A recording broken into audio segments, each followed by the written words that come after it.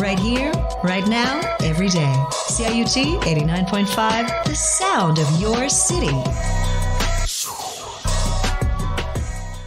Hello, my night owls and my early birds.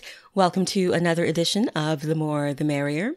For those of you who are new to the show, this is Donna G, your host for the hour. The More the Merrier is a welcoming arts show that covers primarily film and theater and the arts at large whenever possible. This edition of The More the Merrier is Toronto International Film Festival 2020 coverage. And my offerings for today, I've got two ends of the filmmaking spectrum. I've got award-winning director Tiffany Hsiung, best known for her Peabody Award-winning film, The Apology. At the other end of the spectrum, I've got Vincent Tilanus, whose new film, non-student film, is screening at the Toronto International Film Festival. Both of these directors had films in the Short Cuts program at TIFF 2020, and I want to share those interviews with you today. So a seasoned filmmaker and a new filmmaker, both at this year's TIFF. Tiffany Hsiung with Sing Me a Lullaby, and Vincent Tilanus with Marlon Brando. And of course, I have music for you.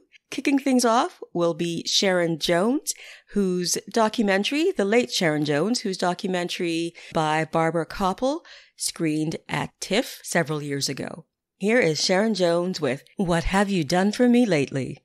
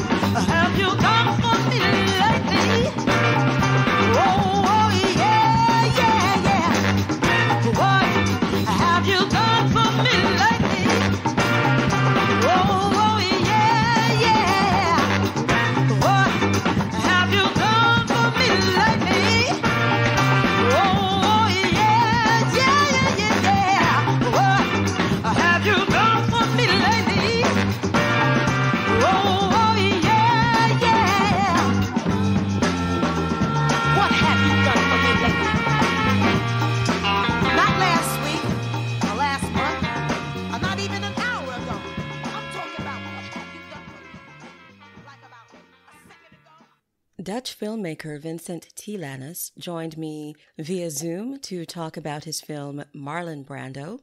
The film screened as part of Short Cuts program number 1 at this year's Toronto International Film Festival. Your previous film was a student film. This film, Marlon Brando, is your first sort of non-student film that you've done. Can you share your feelings about your film, gaining such traction? It's been selected for Semaine de la Critique at Cannes, the Dutch Film Festival, and now TIFF 2020. I mean, it feels like a proper coming out in a way. I think there's this thing, especially at the Dutch Film School, where you make a final film, and that final film always kind of, feels like your debut. That's where you show the world what you've learned and gained at film school, and there's kind of like a lot of pressure towards it. But also, it's kind of weird because you are, you're graduating with 6 others, and maybe as a student you feel like this is your big moment, but as an industry, it's just a final student film. So graduating didn't have as much as a firework feeling as I thought it would have to it. But that was very freeing actually after graduating, because then you could basically do whatever you want. And no one was really watching me at the time after I graduated. I had almost a 2-year period where I was pretty free to do, because I didn't have much eyes on me. I didn't have much momentum or recognition yet. So then to make a film that is so small, because the film is filmed in my old hometown, at my old high school, and at my friends' homes, and it's all made so locally. To have then this film to be your actual coming out to the world, actually your handshake to not just the industry but also just the audiences. It's absolutely it's almost breathtaking. We experience now all these festivals digitally, but still the amount of response that you get from audiences watching from their homes and writing reviews, you feel that your film is being watched, and that is your biggest dream as a filmmaker. I think that you're able to find an audience. So it's beautiful. How were you notified that you were an official Toronto International Film Festival selection? I think because it kind of goes through other people before it gets to me, because there is a festival agent now involved, and of course my producers, who are in contact mostly with the Toronto programmers. So I think we were notified about shortlist, and eventually, it seems a little dull, but just an email saying congratulations, you made it to the Toronto Film Festival. 2 weeks in advance they announced it to the world, and that was sent to me, or my producers called, and they were like screaming, and well, I was screaming too. Where were you when you found out? At my kitchen table with my roommate. We were having dinner. I think it was pretty late, and that's this thing, like especially for my roommate, who also is experiencing all these things with me, because we are stuck together during quarantine so much. It's us two celebrating all the time. I was at home, got a call, and then it was again, yay, we're in Toronto. We're not actually physically going, but hell yeah, the film is. So, and then I think we again drank wine, or probably we drank wine. Yeah. It's interesting that you mentioned, this pandemic and you being stuck with your roommate. I want to go now to your film, because this film, features the characters of Cass and Naomi, and Yes. they have a togetherness as well. Yes. Can you share that friendship with the audience? Well, yeah, I was very drawn to write about queer platonic relationships. Although my roommate, who is a straight male, we are roommates for 8 years now. So we have a very tight bond. We share a lot. And I just wanted to write about those closest friendships that are very platonic, but almost equal to romantic relationships, or maybe superior in some cases to other romantic relationships that both people in that platonic relationship have. And as a gay man, I think I have, or I try to get a lot of inspiration from several friendships that I've had also in my high school years. And I don't know. I didn't want to be too clear about what it is about, especially queer platonic friendships, that I think are more special. I don't know what it is. I mean, um, I can, I can think of some reasons, because you share maybe a history of feeling outside the status quo, or feeling outside of what most of your kids at school are. But yeah, there's something about it, and Well, I there's think, support, and so yeah, yeah, I think that's definitely it. It's like, especially if you're in high school, it's like it's the one friend who gets you, who gets you? who, Yeah, right, who gets you, who, you share some common fears as well, that you could be ostracized, but you won't be with this person, and you can truly be yeah. your out self, your true self. Exactly. But it's only, I think it's just an exaggeration of many Hmm. different forms in which this can apply. There are also, it, these kind of, this person gets you, that also exist in some, in straight platonic relationships. And so I think what also I thought was interesting is about making this film, and talking about this, is like, oh, wait, yes, I'm going to make a film about queer characters, but it will apply to every single other strong friendship, where this feeling of this person really gets me applies. So therefore, I felt an opportunity to write something that was specific towards certain representation, but also universal for everyone to enjoy. And it doesn't matter how you identify or what kind of friendships that you've had, and how, because Exactly, there is exactly. something completely universal about it. Definitely. And I enjoyed this specific story, No, the thanks. the friendship between Cass and Naomi. Your actors have incredible chemistry. Can you tell me about them, Yeah. please? Well, it's really fun. We started casting in my hometown, to try to find, you never know what brilliant kid would be walking around in the place you grew And up. tell us your And hometown. the town is called Nijmegen. It's a kind of like a mediocre small city in the east side of the country. It's the 10th biggest city of the country. So, growing up there, you would feel not necessarily included with the cool bunch of the other crowd in the Hmm. country. But it was nice, because it's a little bit anonymous, but I don't know. I like that vibe, and I like the kids who grow up there, because they have a different attitude than the Amsterdam and the big city kids. Right. They're very free, and they're very open to the world. So we went to cast there because we wanted to shoot the film there, and we started casting at my own old high school, where the shooting would also take place, where a lot of inspiration came from.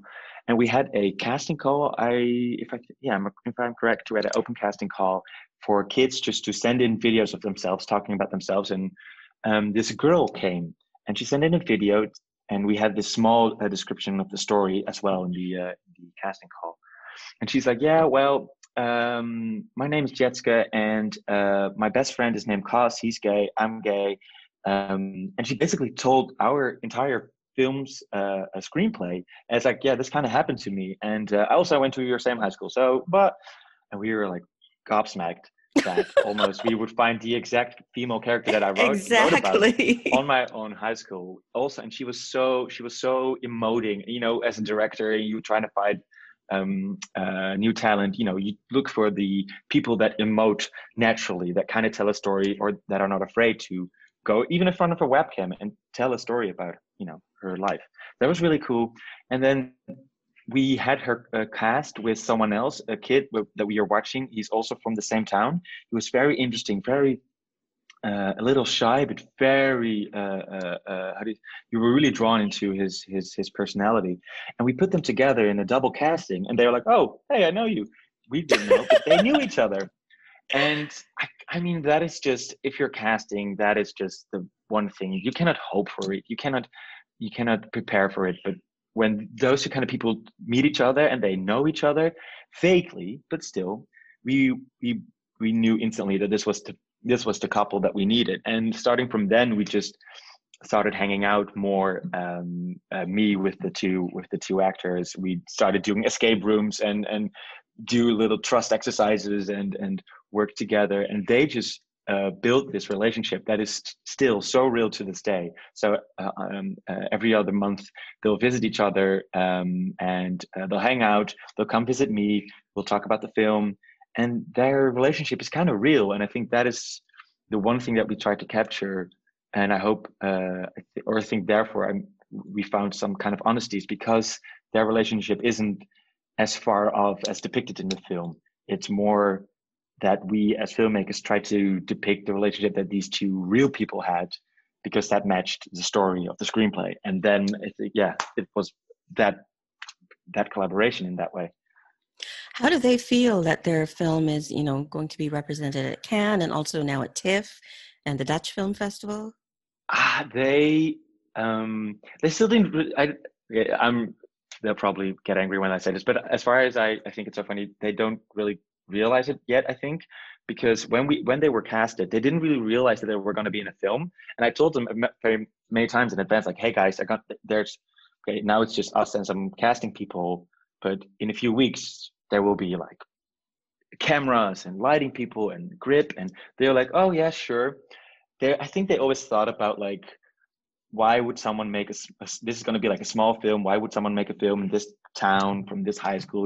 It's going to be some student kids project. But then when they arrived on set the first day, they were kind of like gobsmacked, in the sense that they didn't really realize that they were actually going to play in a film. And then when it finished, they didn't really and I showed it to them, they didn't really realize, like, oh wait, it's a real story, it's a real film. And then we had a first premiere, and they didn't really realize that 100 people will show up at the first premiere. And then we got to Cannes, and they didn't really realize, oh, now other people, every single step is a completely new ice bath for them. But yeah. I think they're excited, but because they never had any they never really had any expectations, which is, I think, a great thing. Having zero expectations and going into this project, you think, oh well, fine, I'll do this.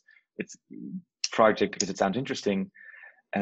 Makes it pure. And the younger the girl who plays Naomi, Jetske, she's now accepted at the Dutch Film School, because this experience was so affirming for her to continue in film. So she's now in film school. And the kid who plays Kaz, Tijn, he's now making his first short film with his friends.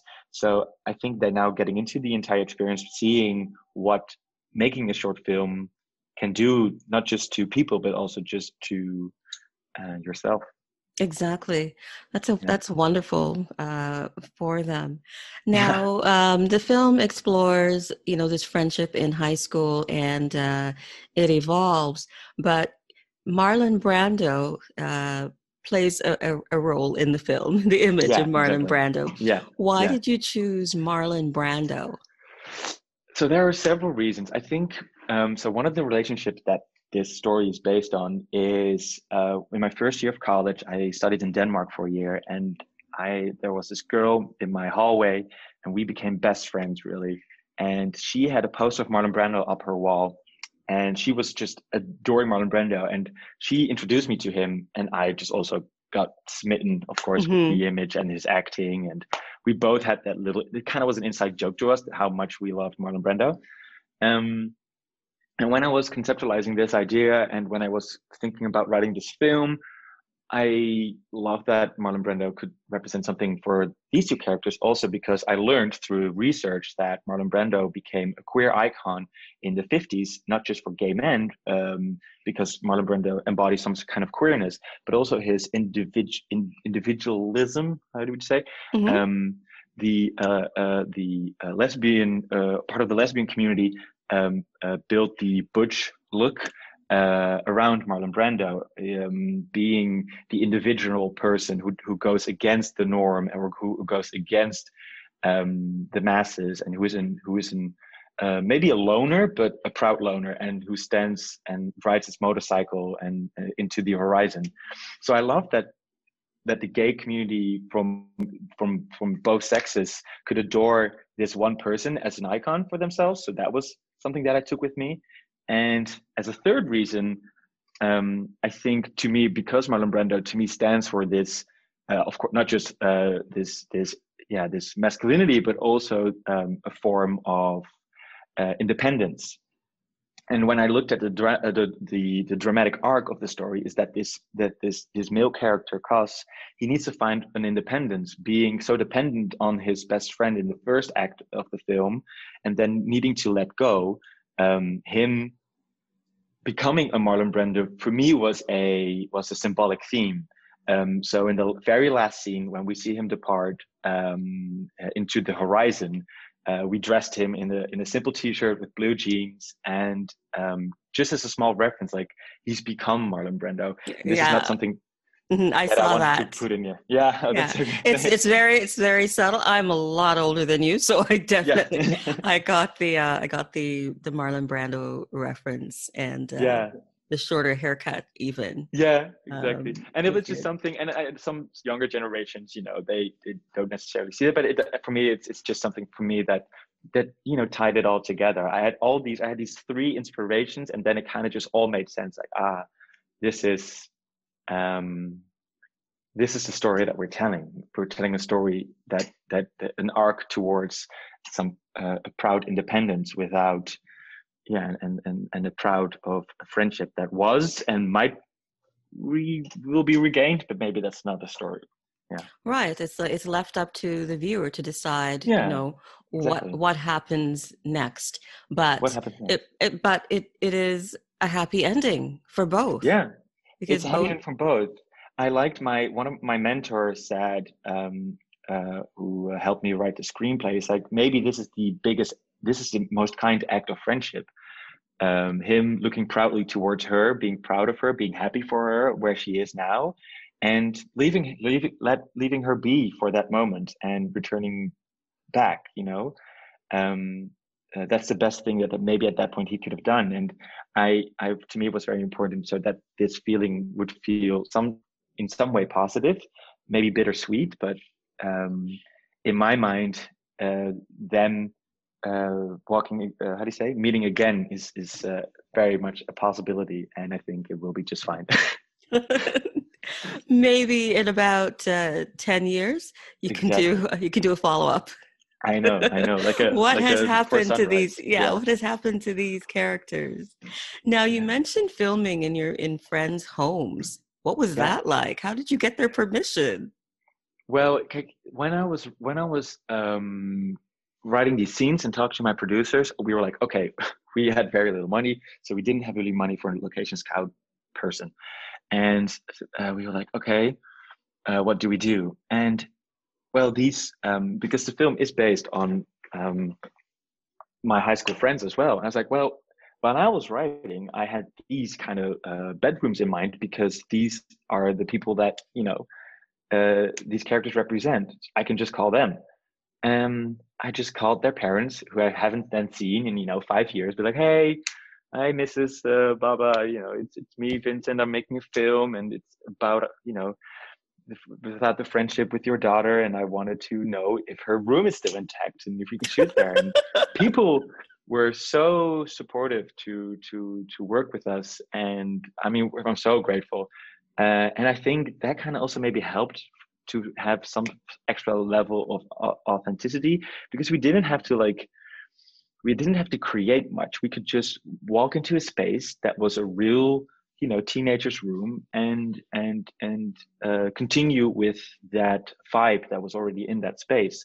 And we didn't have to come up with maybe things that would be too far-fetched. And I really like that. I really like that also for the cast and crew, or the people that would do set dressing or lighting. They could just walk into a room like, oh yeah, this is a teenager's room. Yeah. How can we build on top of this? And just having then that support is amazing. Mm-hmm. I want to ask about the creative team, because one of the things that I appreciate about film is costuming, hair and costuming. Yeah. Can you tell me can you first of all say the names of the hairdresser and the costumer and how you worked with them? So there wasn't a lot of money. So Hmm. the costuming comes down to Sophie Bunning, a friend of mine who is a very talented stylist. The actors, both of them, and myself. Okay. Yeah. So we had I asked a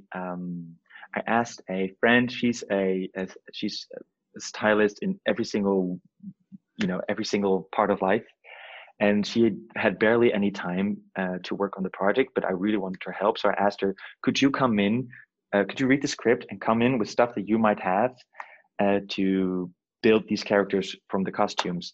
She said yes. And then I went to my closet, got all my clothes that I would think would fit the characters. And then I asked the actors to bring their stuff out of their closet that they thought would fit the characters. And we had a fitting day.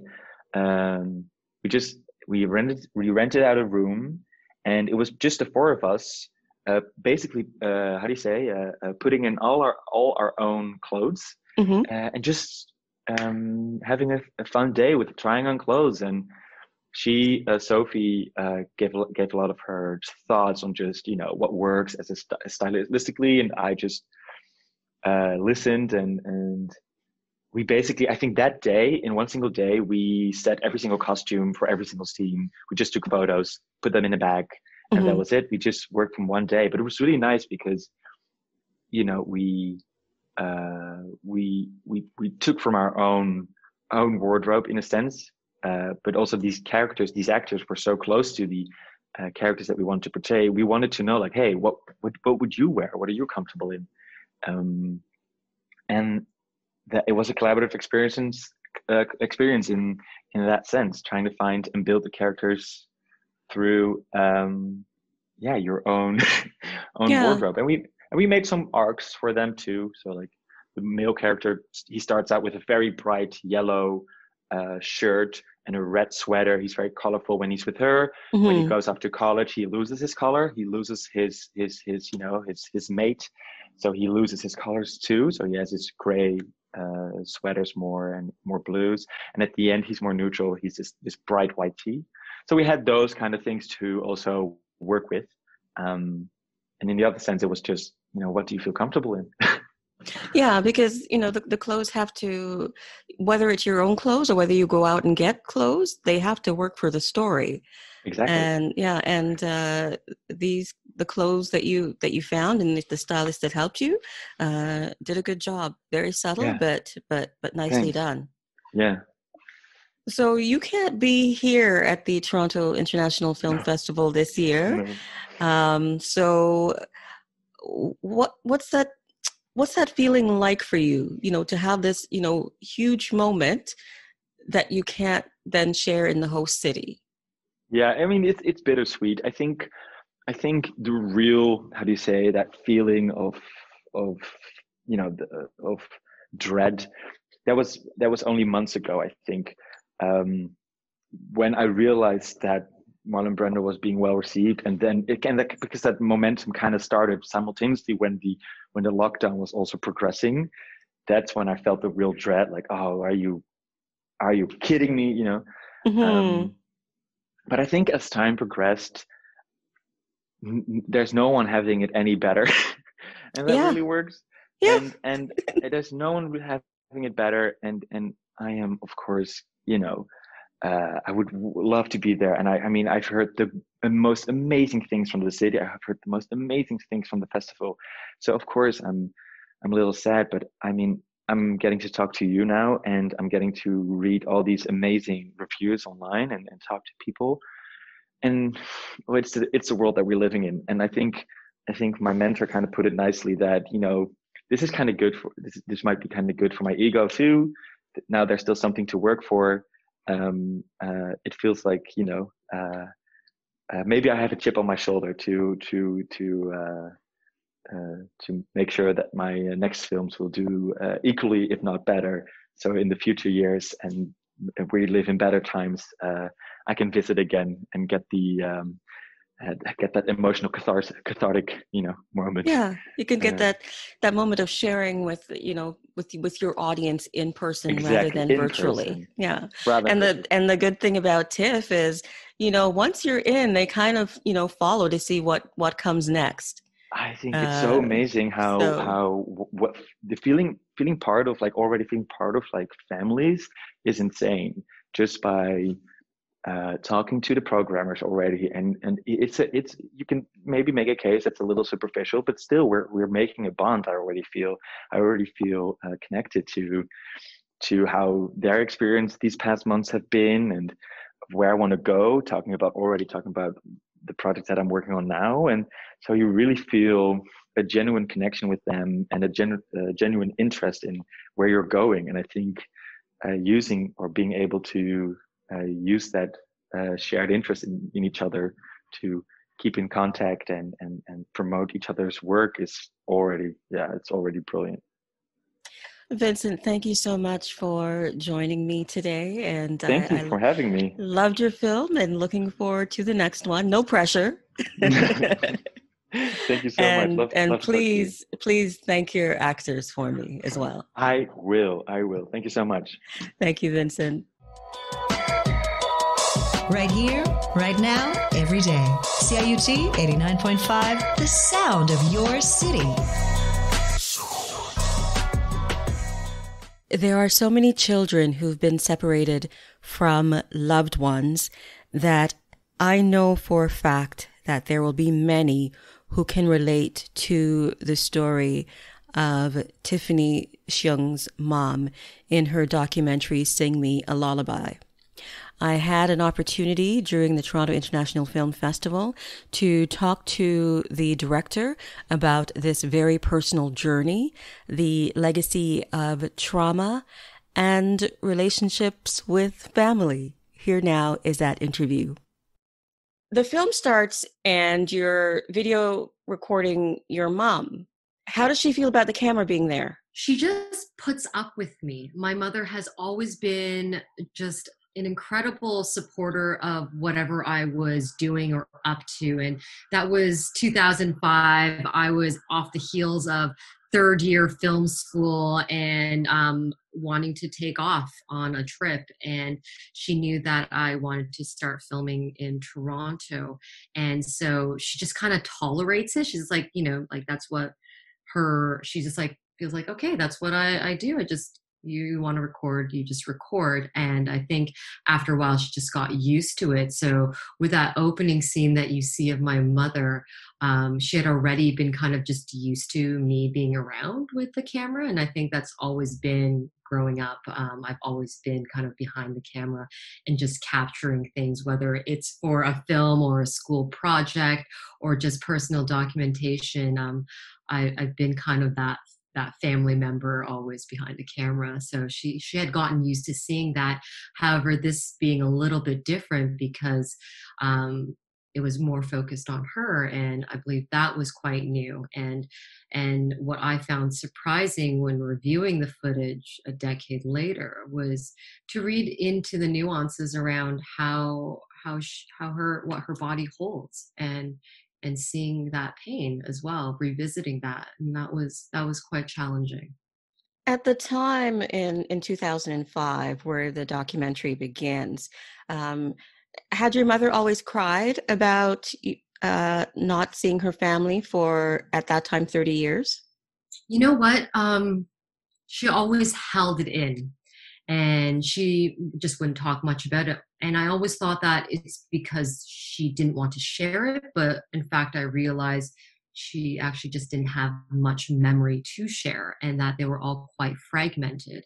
And I think leading up to my trip and leaving, I think the emotions were building up in that during that month or so, because we started having those conversations. But in the past, when she did talk about it, there was always that silence. It was always the in between the sentences that I knew it was emotional for her to think about it, and in many ways for her to brush over it. if you see, there's a cut actually between in that opening scene where she actually walks off camera. Yes. And that's my mom would usually just walk away into the bathroom, into her room, and then she'll come back calm and collective. Like that's kind of been, that's just her demeanor.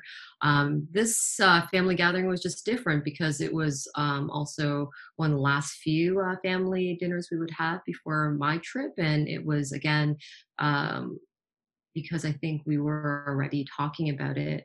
Popo is an interesting figure in your film. Did you never think to ask Popo about your mother's past? Like my mother, I think that I had also adopted this uncomfortableness of asking and talking about difficult things. I didn't think I would be. And also my language and communication with my grandmother Popo was very limited back then. I was 21 and my Mandarin it pretty much sounded like a 10-year-old at the time. And she only spoke Mandarin. And so the conversation could only go so far anyhow, but also inherently it is something that is difficult and uncomfortable to bring up because you don't want to upset your elders and you don't want to bring up anything that will be taboo and then result into any turmoil. And so I didn't think that I would feel that same way that my mother had always kind of insinuated and told me about. But when I had the few on-camera interviews with my grandmother and talking about the past, that did come over me, that uncomfortable feeling of not wanting to bring up the past and anything that would make my grandmother be upset or not want to talk about. Yes. Myself being of Caribbean background, there are certain things, no matter how old you are, you're still the child, and there's certain things that you just don't ask an adult. Exactly. And I'm far from being a child now, but there's still some things that I'm reluctant to talk about. I'm getting better living in this, in Canada for so long since I was a child, but I'm getting better at that. I bring up this cultural difference because what was it like for you growing up, never hearing from your mother as a child, I love you, and seeing the open displays of affection that, traditional Canadian kids see from their family? I think it's always so challenging for first gens and second gens to be born and raised in North America because we're constantly in this duality of like being raised in a traditional Chinese family or a traditional, like a family setting that is not from a North American background. And yet at the same time, knowing that your parents are immigrants and trying to adopt and adapt and assimilate in this way where they're trying to be more North American to get to feel acceptance. So you have these two worlds of having this encouragement by your family to be quote unquote more North American and in this way and speaking English as much as we can and just doing, just adapting because that was, in the 80s and early 90s for them. But at the same time, there's these traditional aspects that were also very present, which was don't there's a saying in Chinese, don't put out your dirty laundry for your neighbors to see, both figuratively and literally. And so like in many ways, it was always trying to navigate between the two. And however, going to school and seeing the affections of my peers with their parents when they got picked up, like that was weird because at that age, when you're 6, 7, 8, and you see your friends being hugged and kissed and I love you is being tossed all right, left, and center, you're not thinking, well, this is the way that my mother shows her love. No, you think at first there's something wrong with you and that, or your mom is slightly broken and there anything wrong with my mother. Like, why doesn't she act like all the other mothers that pick up their kids at It's so true. It's so true. Right? Like, why is her so tough? Like, where? And so it took many, many years to understand that my mother doesn't hate me. But I think that that's the challenges that, I think most kids with immigrant parents have to go through and learn and adopt the different ways that our parents express love. Yes, and going back to the language for you, you had to learn Mandarin, which even though you said you spoke it at the level of a 10-year-old, it's still, learning a language as an adult. How did you improve your Mandarin? It's actually from my relationship with my grandmother. I hate to say it, Mom and Dad, it wasn't because of you two. They're going to hate me for that. It was spending time with my elders, my grandmother, and there was no option but to speak Chinese with them or try to. Mm-hmm. And a lot of hand gestures and motioning for things and being around her and watching Chinese movies with her. And then on top of that, I think my Mandarin really improved when I was actually making my feature-length documentary, The Apology, because one of the grandmothers in our film for The Apology is in rural China, and I spent over 4 or 5 years with their family filming and documenting them. And so again, sometimes I didn't have a translator with me, and my Mandarin improved vastly with them. And so what was so interesting is that, and I say this a lot, that I needed to make both films for them to exist. I needed to start Sing Me a Lullaby by finding my own biological grandmother, and then I needed to make The Apology and finish it to learn from these grandmothers, not just language, but also the space in which we hold these stories and how important it is to do that before it's too late. Yes. One of the scenes that I like in the film is when you go to the door and you say, "I'm here to see my mother's husband," or you say something like that. Oh yeah! Oh my God! It's the worst. It was so awful. I couldn't remember the word, and I ended up saying, and I only realized this only in the last couple of years, because I refused to watch the footage because it was like no one wants to see their 21-year-old self, right? And so it was only in the last couple of years filming this and really wrapping up the movie, going through all the archive footage, I was like, did I full on just say I have a husband for you? Because Yes. the word husband and letter it sounds exactly the same. It's completely different words, but the the accent sounds so similar that I had said husband and not letter. So if you could imagine knocking on someone's door and being like, "Hi, you don't know me. I'm from Toronto and I have a husband for you." Right. They were One so of the many polite. challenges. I know, exactly. It was like, this is a new delivery service I'm providing. So you had such luck with this film because you went at the right time for the database to be there in Taipei for you to find your grandmother. Yeah, no, you're right. Like, if it was any time sooner, it would have been probably impossible. But I'd have to say, the generosity of people in Taipei and Taiwan, the women and the staff that was there, that were so empathetic and confused. And I think they thought I was so amusing. Really, it was so amusing to them because my Chinese was so crap.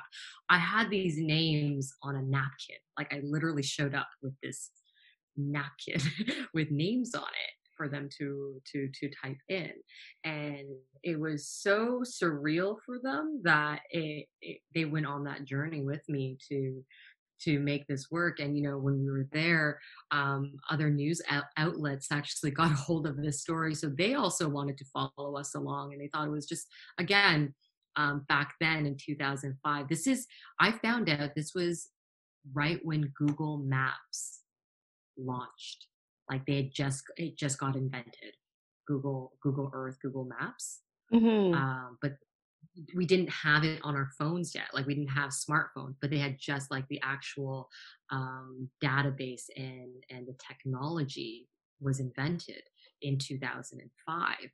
So it would be years later on where actually Google Maps and all that would be functional for our cell phones. How easy it would be now to go and look for somebody off of like just Facebook and stuff like that. Right. So 14 years of doing this film. Why so long? I thought for a very long time after 2007, 2008, I had thought I had done something wrong. I thought I had made a mistake by going to find my mother's past, essentially, and bringing up, I guess, a lot of the painful stories. And the thing that really, at the end of the day, that I questioned was, you know, that notion and that saying, does the truth really set you free? Maybe ignorance is truly bliss. And what if the truth doesn't actually set you free? What if it brings you more pain than anything else? Would you go back to wanting to not know? And those were the looming fears that I had thought I'd done something right and ambitiously, you know, something that my mother could be proud of and my family could be proud of. But because of what was revealed, because of all the layers and complexities around unearthing family history and reuniting with family, it isn't your Hollywood ending, you know. It's not like that in real life, you know. There are so much complexities to that for a young person, you immediately just think, shit, I did something wrong. What did I do? That was a mistake. Look how sad mom is, and I'm just gonna bury this. And hopefully we could pretend that this never happened. Like there was many years of feeling that guilt, but still documenting at the same time, because I was filming The Apology. And I'm not sure if you're familiar with it. The Apology follows the lives of 3 former sex slaves during World War II. And they're all grandmothers now, still fighting for justice, still trying to come out to their own families. And it was through 4 years of production and filming and getting to know these elders that they taught me, no matter how painful, how difficult the truth is, we still need to know, and family still needs to know, because it enriches and tells a full story of who we are as people and the value in which that holds. And I saw the impact of what that looked like for their own family, that inspired me to finish Sing Me a Lullaby. And that's how the journey restarted again. And I started filming more and more and becoming more comfortable with also looking at the footage as well, because it took a long time to look at the things that we had documented as well. The body holds on to trauma. Mm-hmm. And I can understand why you hesitated to continue, now that I know the backstory for you. But how is your mother doing now that she has, you know, faced this trauma, and you've made this film, the world is going to see it. How does she feel now about her past and the present? I think my mom is and will always be on a journey, and how she acknowledges it and feels about it personally, in terms of her relationship with biological as well as adopted family. I think that journey continues well beyond the film being finished and finally wrapped up. I do see how, because we started making the film and while we were wrapping it up, and because more people started understanding her story, I did notice how comfortable she started becoming in terms of talking about it, and in this own way, this empowerment that like she owned, like with her story. And I think because of the way that people even just reacted to the trailer and calling my mama, and then her having full-on conversations, and there is this now that there's a tool to share, right? And I say this, like, I made this film really to honor the legacy of my grandmothers and my mom, and for my mom to now have this piece to be able to share with people as well, to start that conversation, for them to know a bit more for her that might be hard for her to initially talk about, but now she has this piece of documentation that can initiate conversations. It's helped her to open up and to talk about her life journey as well, something that she knew very, very little about.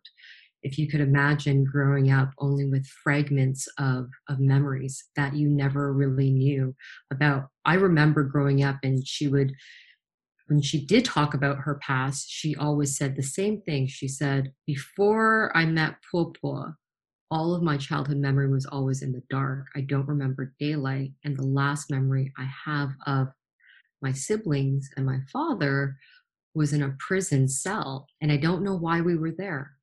But I remember that he was in trouble for something, and I don't remember what it was. But after that, I was brought to Popo's house, and I never saw my family again. And so I can't imagine living over 30 years at that time with all of these, like, the mystery of it, the mystery of why these things happen, where those pieces were, and starting to create your own narratives to help you sleep at night. Because, wondering would be too painful. And this last bit of memory that she had told me, and I think that this was really what really shocked me, was when she talked about her life and with Popo and their day-to-day life and going to school. She had always remembered there's like someone leaving her lollipops in the playground fence. There's always like this woman, and like she would leave her things, and my mom would talk about this vivid memory of these lollipops, right? And these candies. You know how they always say don't take candies from a stranger? Well, Yeah. and so like these were vivid things that later on, we were able to all piece together for my mother. There are a lot of people who will watch this film and see themselves, because my friend circle is pretty diverse, and I've heard stories of of kids being taken from homes and going to live with other relatives, not necessarily strange. Well, some did end up in the homes of strangers, the 60s scoop with First Nations, but there are children who are taken from their homes, and this trauma is never addressed. They never have the reconciliation.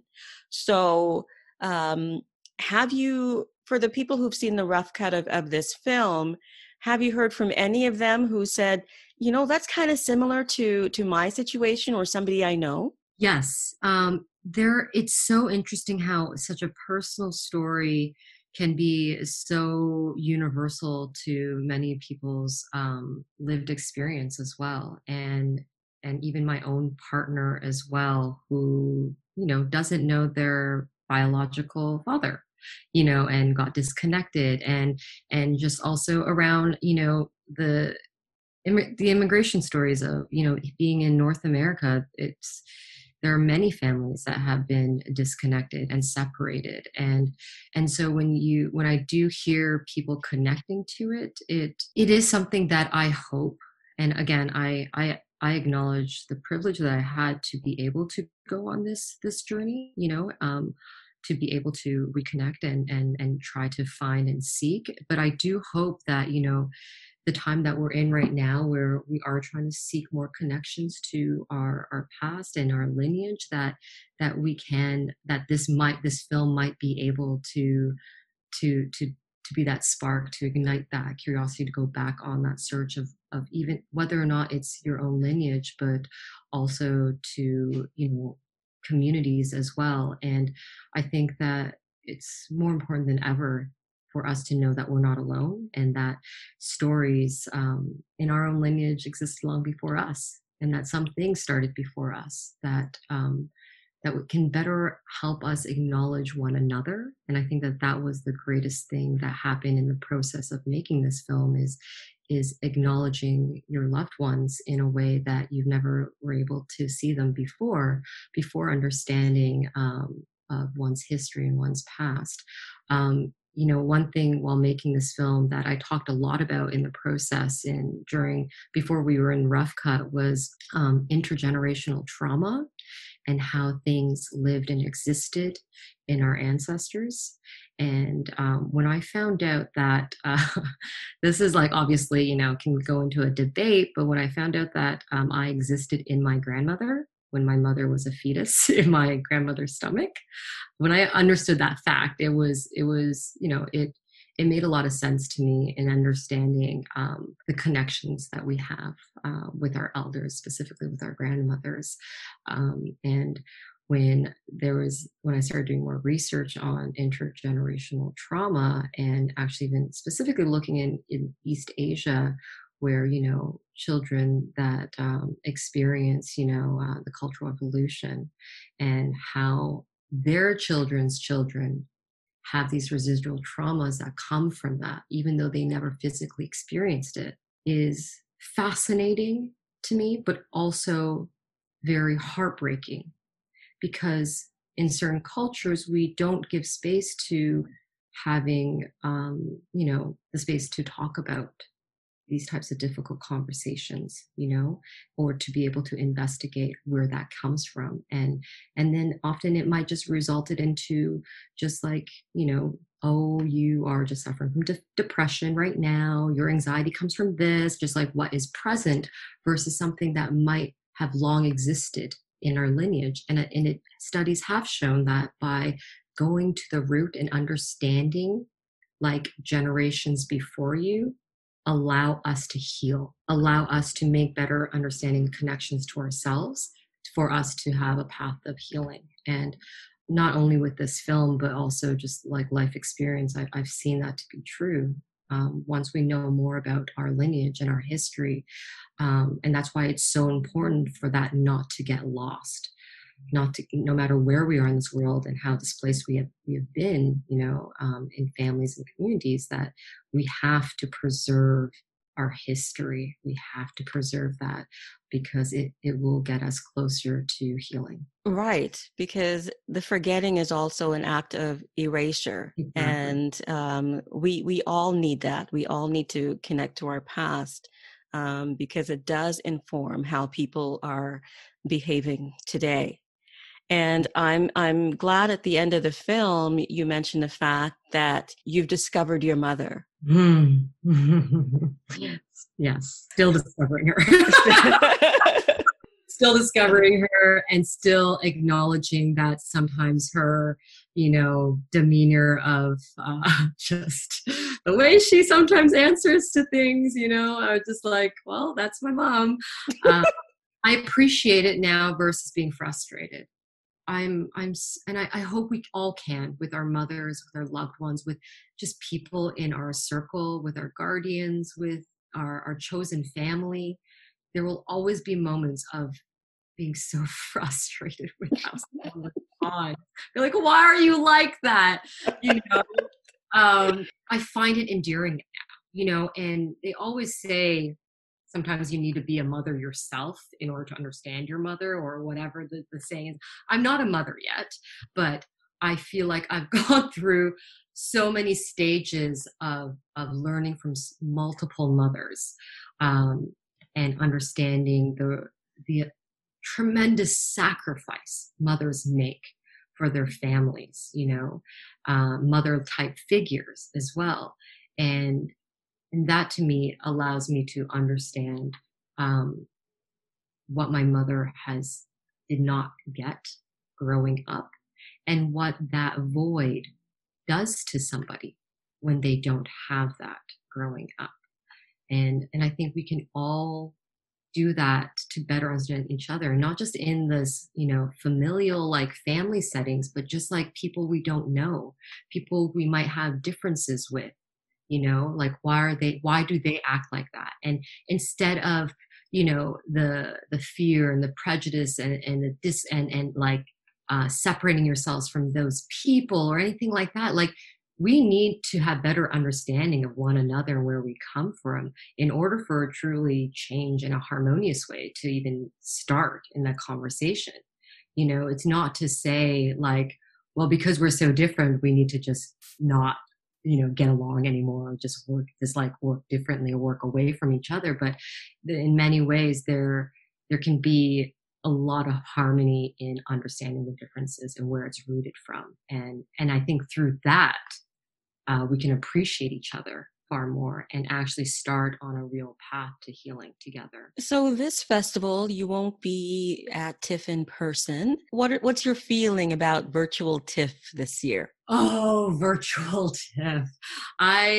Being born and raised in Toronto, I've experienced TIFF in all of its glitz and glams and a lot of, cocktail hours, and definitely those moments I will miss, and reunions with other filmmakers that you haven't seen because they live abroad, like all of which I think we're all missing. And really, I think, one of my dreams was to premiere this film at TIFF, to have this hometown premiere, because I wanted my mom to be on the stage. And I wanted my mom to experience the audience watching this film. And so yet I know that we don't have that opportunity in the TIFF type of way.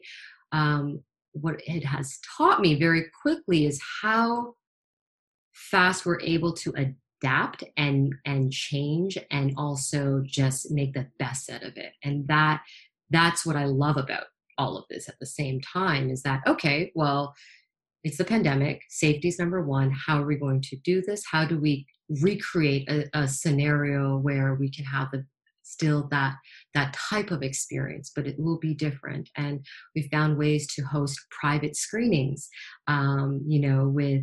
with groups of people in a safe setting, abiding by all the COVID rules, and so that my mother can see and witness an audience experiencing her film on the big screen, and doing a live Q&As. We're hosting a live Q&A on September 15th on Instagram, so that strangers can ask her questions as well, and be able to make comments, and she's able to have that experience as well. So we're just finding ways of how we can still bring the beauty and the aspects of coming together and celebrating films and stories, but in a virtual way. And I do notice that even before TIFF and during lockdown and everything, it's like our focus has shifted in a real way, and we should not forget what that means to be more focused, be more attentive, and also understand what matters most, and not be caught up with all of the superficial stuff of things, and really appreciate family and health and our community, and how we can be better members of our community and to be there for one another. Like that we all have to take away. Thank you all so much for tuning in to The More the Merrier. Hope you enjoyed that coverage of TIFF 2020, and do look for these films elsewhere over the next few months to see if they will pop up on a streaming platform for you. To get in touch with me, www.ciut.fm, The More the Merrier, or at tmtm with Donna G on Twitter, Instagram, and Facebook. Leaving you now with another piece of music from a TIFF entry from days gone by, and this is from the film In the Mood for Love, and it is Yumiji's theme.